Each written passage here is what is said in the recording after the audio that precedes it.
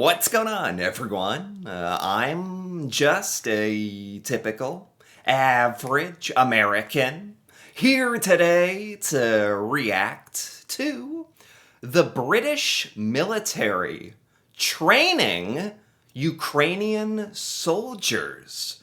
And to be honest, I had no idea that this was even a thing that was going on. So today, I really want to check out this video by the military update, and the description of this video says, "This is Operation Interflex, the UK's largest military training effort for Ukraine. Inside British bases, Ukrainian recruits are pushed to their absolute limit and put through British shock training." So yeah, like I said, I had no idea Britain was even doing this stuff. I think here in the United States, we definitely tend not to talk about or learn about what other countries have been doing for Ukraine.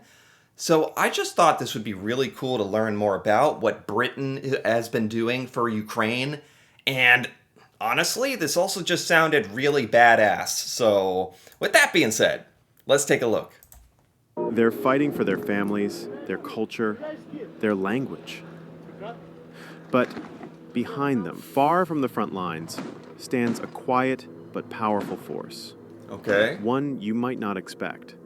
No. In central London, What? What? in the halls of Whitehall, Ukrainian flags fly beside the Union Jack, and for good reason.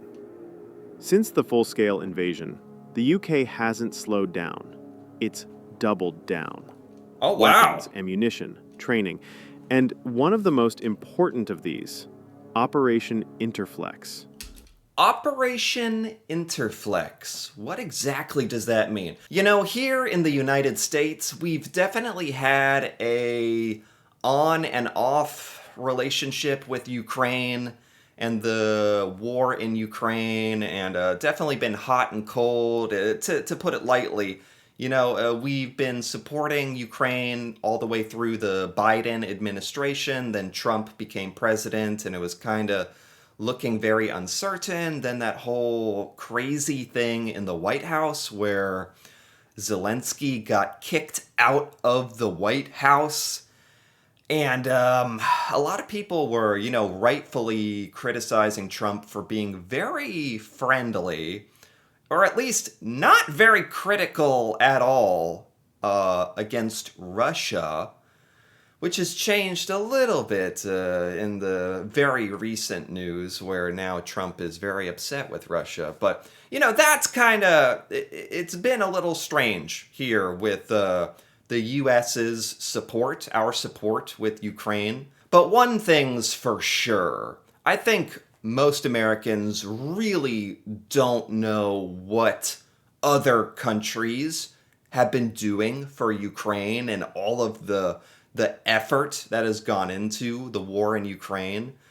So this is really cool for me as an American to see this and learn about what this British Operation Interflex Ukrainian training is shaping a new generation of soldiers. So if you're watching this, you're not just getting a story. You're stepping inside the UK's most ambitious military training program in decades. Oh. This training changes people. Some say it's the only reason they're still alive today. And oh my God. What on earth are they doing? This training is supposed to prepare Ukrainian soldiers for the trials and horrors and reality of real war. Do you come out of this British training like, okay? Or are you like traumatized for the rest of your life? Just the way that they're kind of building this up, this sounds kind of crazy. honestly, the more people understand what actually happens here, the better. So if you think stories like this matter, Okay. subscribe to the Military Update and consider helping us to share it. All So right. Operation Interflex has been going on since June 2022. So quite soon after Okay. full-scale invasion. Since then, we've trained over 50,000 Ukrainian soldiers. Wow. 51,000, I think it is now. Wow. Now, this is just part of the wider training package. You know, it's one thing to deliver, weapons and aid to Ukraine. That's a big help. But that's one thing you can do, to donate stuff. I haven't heard much about this kind of aid where Britain is actually training the actual Ukrainian soldiers. I never even thought about that as a way of helping. So it's part of the training package that we're delivering, not just Interflex, but wider training as well. And it's also part of the wider international training package through the Security Assistant Group. So I think Interflex does about 30% currently of the wider training for basic recruit training in Europe. Interflex pulls in real combat experience, medicine, tactics, engineering, and pushes out trained, adaptable soldiers ready for war. So who's doing the training? Wow. Not just anyone. The British Army selects instructors who've been tested on deployment, in the field, under pressure. Because it's not easy to try to train somebody for war. I know you can do it, you can go through the motions, but to actually make a soldier that is ready for actual war, which is what Ukrainians are experiencing right now, that's really cool that they went to Britain for this training. I would actually think there's a decent amount of Americans who would be like, well, why didn't they come to us? We're supposed to be the best military. We're supposed to be the most highly trained. And it's like, well, now the Ukrainian soldiers went to Britain because apparently Britain has this.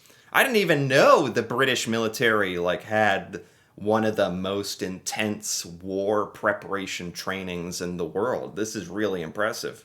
But here's where it gets interesting. They don't just teach, they learn too. Rotation brings fresh eyes, new ideas, and just as British instructors pass down their doctrine, they're also absorbing battlefield knowledge directly from Ukrainian fighters. Sure. It's mutual, and it's changing both armies. The training focuses on 3 pillars: survivability, lethality, and something rarely talked about: offensive spirit. Offensive spirit? Survivability. You have to survive. Yes. Then, what was the second one? Lethality. Lethality. Lethality. You have to be lethal. And then, fighting spirit? And something rarely talked about: offensive spirit. Offensive Survivability spirit. means practical knowledge, how to operate in freezing weather, build trench defenses, avoid detection from drones, and live to fight another day. Lethality? It's the art of war. Tactics, weapons training, urban assaults, patrols. But the hardest part, the one you can't measure with charts or equipment, is spirit. That inner fire to move forward under fire. Yeah, man. That's something that's very, very difficult to teach, I would imagine. And, the benefit of that is just incalculable, if I can say that word. If that's a word. You can't even calculate how important that is. It's extremely important. Look at some of this footage going on, by the way. Crawling through the mud, in the trenches, live gunfire going on. This is the kind of stuff you got to do, I suppose, to get ready for actual war. And that's what makes Interflex different. Yes, Ukrainians are fighting for home, but in the chaos of combat, motivation isn't always enough. When bullets fly, soldiers don't fight for ideology. They fight for the person next to them. And that bond, that trust, is built from training.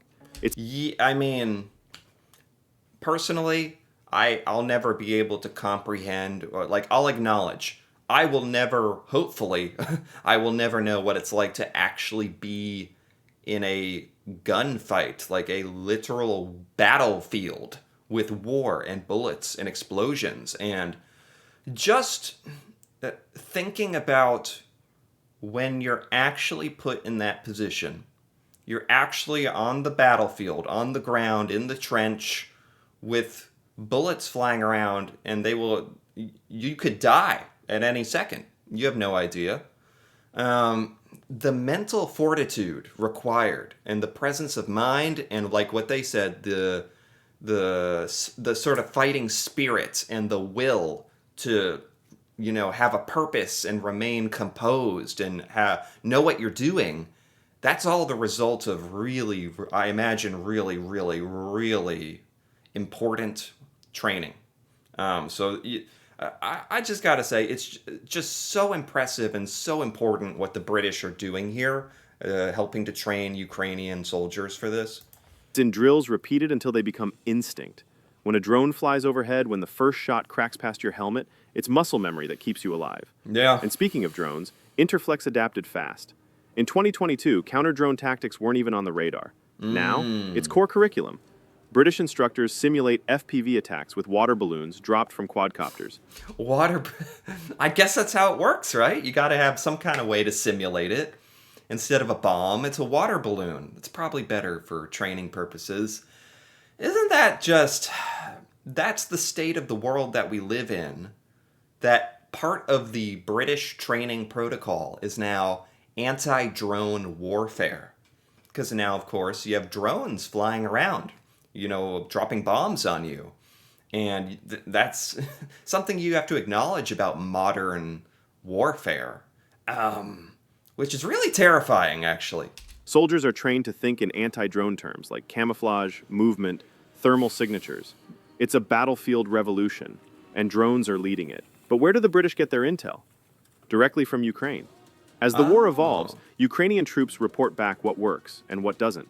Wow. That feedback loops straight into Interflex. Yeah. This isn't theory. This is live. So smart. Like, obviously, Ukraine and Britain have a relationship here that I really didn't know about. Like, they're working hand in hand for this training. And Ukraine is informing British military, which is making the training even better and adapting to the war as it's happening. And it's obviously so well coordinated and so well done. Adaptive warfare. Ukrainian experience is shaping British doctrine in real time, and the threats are getting smarter. Fiber optic drones that bypass electronic jamming, FPVs flying low and fast, guided by algorithms. But the training keeps evolving. If Ukraine identifies a new threat, it's integrated into lessons. Fast. Nice. That's the strength of Interflex. Jeez. It's not rigid, it learns. It pivots. Is this... I mean, look at all this. They have this is all training. It looks like actual war, like combat. But you see they have like the vibrant safety marker on the end of the barrel there. I assume this is like a training weapon or something. Yeah, if you've just been like watching the background video, like during this, they're marching around shooting some kind of weapon. Maybe some of these guns are even real. I've heard during training for war, they'll shoot live gunfire just to get you used to the feeling of that. And this obviously seems extremely intense, which is the purpose of Interflex. It's not rigid, it learns, it pivots. If this story resonated with you, share it. The world needs to understand the depth of this partnership, not just the headlines. This is the Military Update. Real war, real machines, and real... Well, there you go. Hopefully I have shared this message with some more people out there, and I totally agree. This is a really important message. Of course, like supporting Ukraine and their fight against Russia and all that, but it was also just very cool to learn about this military training that Britain... I didn't even know Britain was known for this. So it was actually really, really cool to learn about this side of British culture and British military.